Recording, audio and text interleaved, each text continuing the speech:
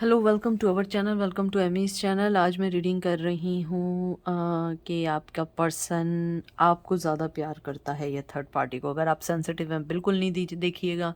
Collective reading है। Guardian angel message tarot से मैं मैसेजेस निकालूंगी, उसके बाद wisdom of the house night obstacle card से एंजल के मैसेजेस निकालूंगी।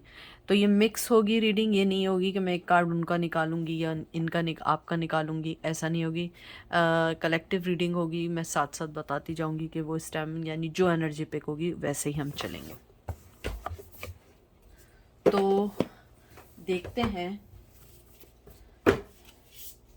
कि आपके पर्सन आपके और आपके जो उनकी लाइफ में थर्ड पार्टी है उसको किसके बारे में ज़्यादा सोचते हैं। ये फ्लाई करके आया इसलिए लिया है। रिन्यूअल, जजमेंट का कार्ड आया है, रिबर्थ का कार्ड आया है, फायर की एनर्जी आई है, Aries Leo says.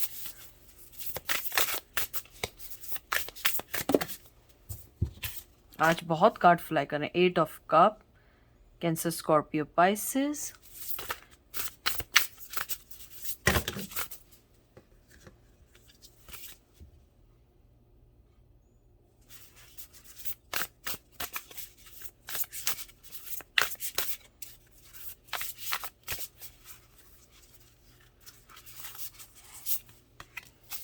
Five of fire, Aries Leo says.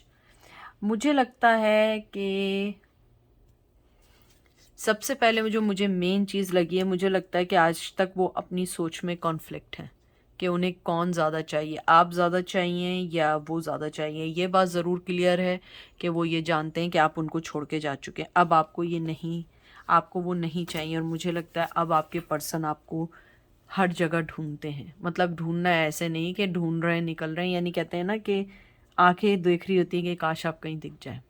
मुझे लगता है आप बहुत अरसे से उनके साथ नहीं है। मुझे लगता है जब से उन्होंने अपनी लाइफ को, कहते हैं ना कि एक सेल्फ, कहते हैं ना सेल्फ असेसमेंट करना, उन्होंने जब से किया, उन्हें लगता है कि उन्हें खुद नहीं पता उन्हें अपनी लाइफ में चाहिए क्या, चाहिए कौन। मुझे लगता है कि उनको लगता है कि आप जब से उनकी ज़िंदगी से गए, उनकी, कहते हैं ना, उनकी तलाश आपके लिए बढ़ गई है। उन्हें लगता है कि शायद हमारे दरमियान जो भी कॉन्फ्लिक्शंस हैं वो कभी पूरे नहीं हो सकते हैं। अगर मैं देखूं तो आपका पर्सन स्टिल कंफ्यूज है कि उसे आप चाहिए या वो चाहिए थर्ड पार्टी। मुझे लगता है शायद आपसे उनका दिल का रिश्ता ज़्यादा है, और जिस पर्सन के साथ हैं डेफिनेटली या तो उससे बच्चे हैं या बच्चे नहीं हैं। तो जाहिर सी बात है एक पर्सन के साथ रहते रहते उसकी आदत हो जाती है, कहते हैं ना आदत हो गई है उनकी। लेकिन अगर देखें आदत होने के बावजूद भी अगर वो आपको सोच रहे हैं तो इसका क्या मतलब है कि you are still live in their mind. मुझे ये भी लगता है कि आपका जो पर्सन है वो आपसे बात ज़रूर करना चाहता है, और वो शायद कहीं ना कहीं ये भी दुआ करते हैं कि काश आपको उनकी बातें, उनकी चीज़ें समझ आएं, आप उस तक पहुंच जाएं या आप खुद उनसे रीच आउट हो जाएं। मुझे लगता है उन्होंने, आपने उन्हें अपनी ज़िंदगी से कम्प्लीटली आउट कर दिया, और इसी तरीके से उन्हें लगता है कि शायद ये जब तक सही नहीं हो सकता जब तक आप उनसे सही से बात ना करें। मुझे लगता है आप उनसे बिल्कुल बात भी नहीं करते। Knight of fire, Aries Leo says,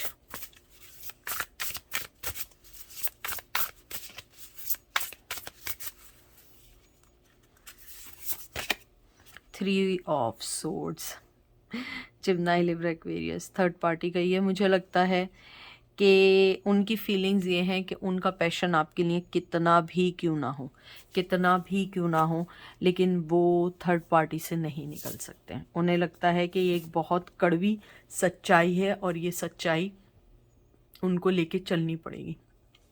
उनको लगता है कि उनका पैशन, उनके जितनी भी लाइफ में चीज़ें चल रही हैं वो बहुत बहुत इम्पॉर्टेंट तो हैं, लेकिन साथ में उनके लिए इम्पॉर्टेंट है कि आपको भी बताएं कि उनके दिल में आपकी जगह है। मुझे लगता है कि वो आपकी तरफ पैशनेटली आना चाहते हैं, ऑफ़र भी देना चाहते हैं, और उनके दिल में आज भी आपके लिए, कहते हैं ना, आग है एक मोहब्बत की। लेकिन उन्हें लगता है कि थर्ड पार्टी को भी वो अपनी ज़िंदगी से नहीं निकाल सकते, और मुझे लगता है कहीं ना कहीं उन्हें इस बात का दुख है कि उन्होंने आपको जानते बूझते अपनी ज़िंदगी से भी जाने दिया।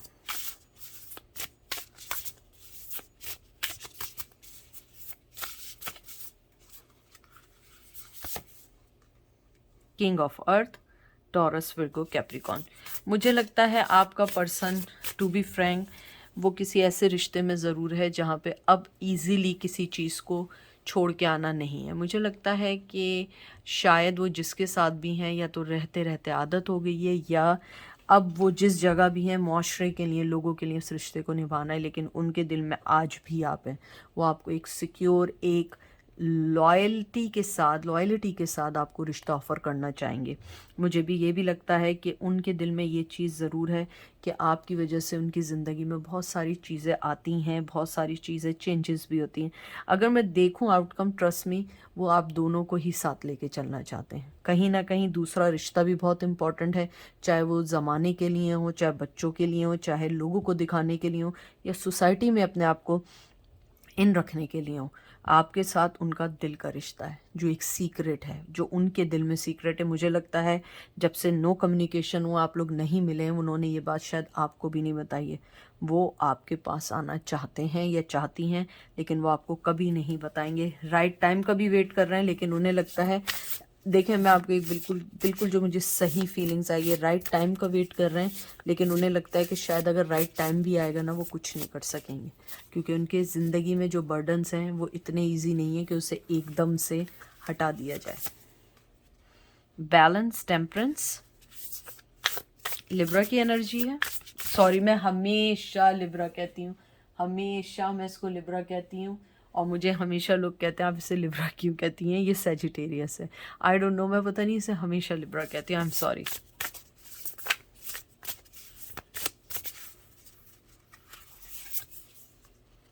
स्टार का कार्ड आया है, बहुत अच्छे कार्ड आए हैं आपके दोनों। ये एक्वेरियस का कार्ड आया है, एक एक्वेरियस है और दूसरा सेजिटेरियस है। बहुत अच्छे कार्ड आए हैं आपके।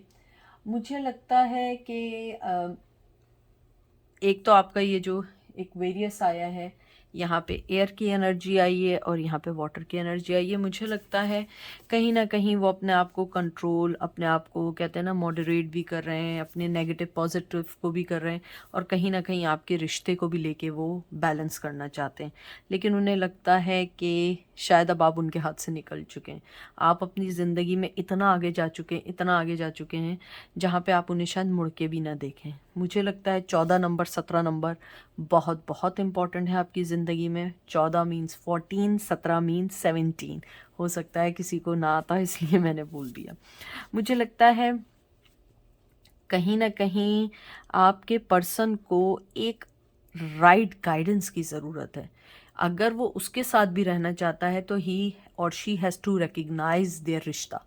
मुझे लगता है कि उन्हें वो चाहे फिज़िकली थर्ड पार्टी के साथ हों, लेकिन वो मेंटली आपके साथ हैं।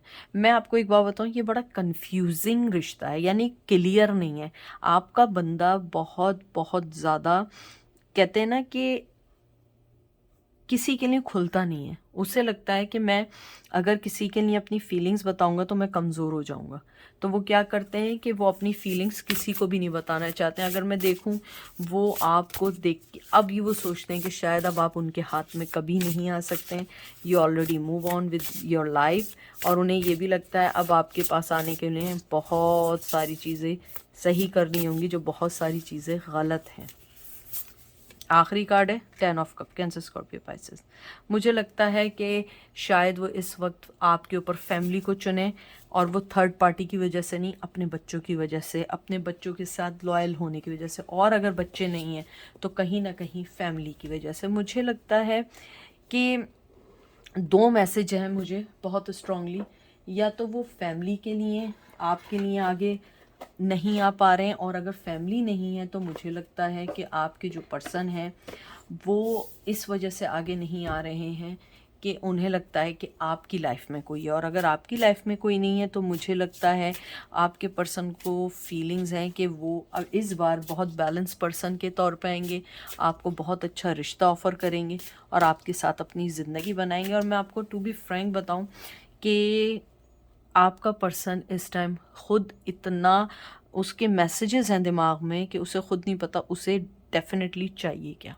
आप चाहिए भी या नहीं चाहिए, आपको कोई चीज़ पसंद भी है या नहीं पसंद है उनसे रिलेटेड, या आपने अपने दिल में उनके दरवाजे बंद कर दिए। जहाँ तक बात है थर्ड पार्टी की, उसके साथ रह रहे हैं, उसके साथ आदत है, उसके साथ बच्चे हैं, उसके साथ बहुत कुछ ऐसा होगा कि जो आपको अभी नहीं मालूम। हो सकता है उनके साथ उनकी ज़िंदगी में बहुत सारी चीज़ें आगे पीछे बढ़ रही हों, क्योंकि ज़ाहिर सी बात है बच्चे अगर हो गए हैं तो फैमिली बढ़ गई, अगर बच्चे नहीं है शादी कर लिए तो शादी की जिम्मेदारियां बढ़ गई हैं, लेकिन दिमाग में आज भी आप हैं और आपको वो एक स्टार के तौर पे एक बहुत, कहते हैं ना कि आप वो वाला स्टार उनके लिए बन गए हैं जिसको वो छू नहीं सकते, सिर्फ दूर से देख सकते हैं।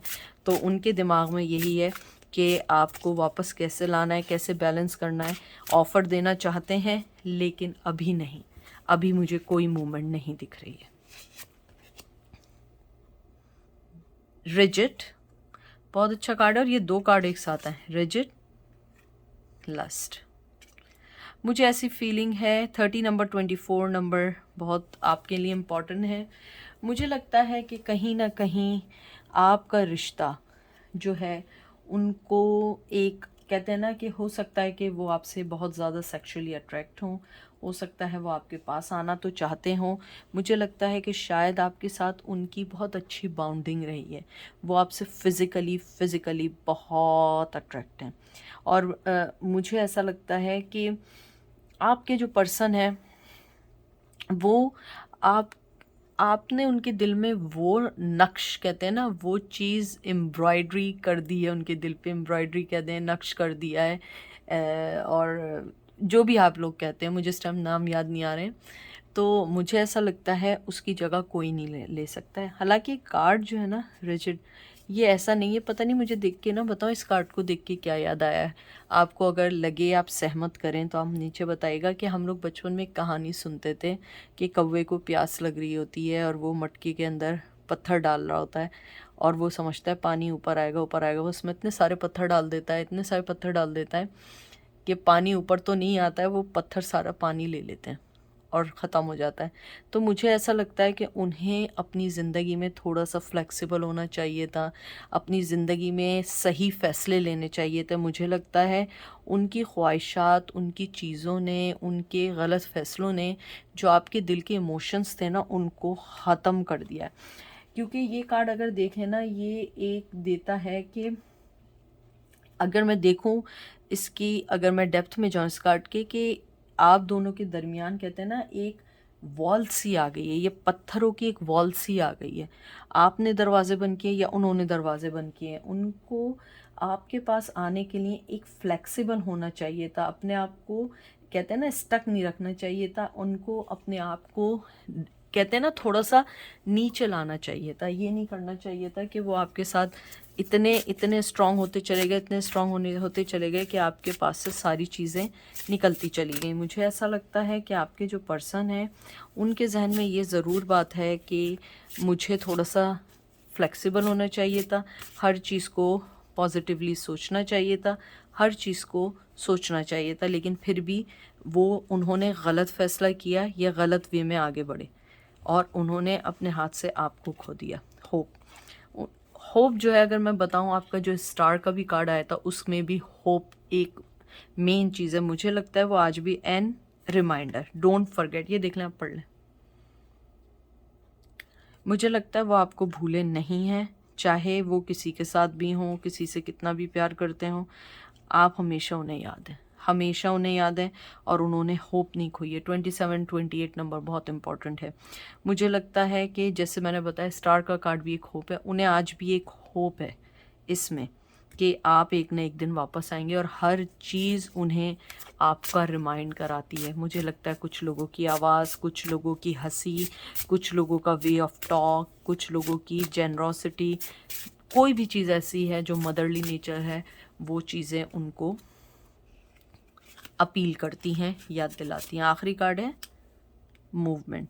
मुझे लगता है 29 नंबर बहुत इंपॉर्टेंट है। एंड में आए कंक्लूजन, ये देखिए, चैप्टर 1 लास्ट द एंड। मुझे लगता है ये डीप है इस कार्ड, ये वाला, इसकी डीप फीलिंग है।